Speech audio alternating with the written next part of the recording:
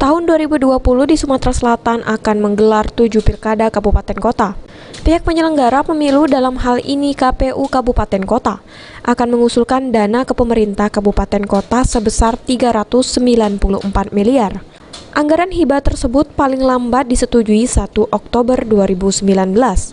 Hal ini disampaikan Ketua KPU Sumsel Kelly Mariana. Dijelaskannya anggaran dana hibah ini nantinya akan disetujui melalui peraturan Mendagri.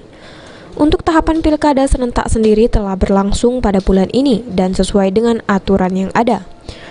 Paling lambat 1 Oktober anggaran untuk pilkada tersebut sudah disetujui Pemkab maupun Pemkot.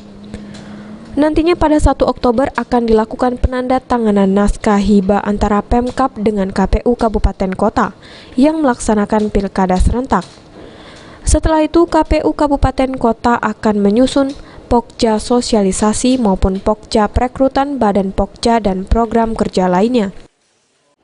KPU Kabupaten Kota itu sudah mengajukan usulan dana hibah ke pemerintahan kabupaten masing-masing dan sekarang sedang dalam proses penganggaran, pembicaraan antara Pemkab dengan DPRD kabupaten masing-masing.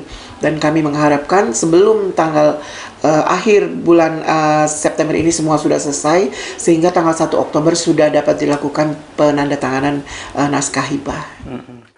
Adapun 7 kabupaten di Provinsi Sumatera Selatan yang bakal pilkada serentak 2020, yaitu Kabupaten Ogan Ilir, Kabupaten Ogan Komering Ulu, Kabupaten Ogan Komering Ulu Timur, Kabupaten Ogan Komering Ulu Selatan, Kabupaten Musi Rawas, Kabupaten Musi Rawas Utara, dan Kabupaten Penukal Abab Lematang Ilir. Julius Numan Gaul, PAL TV.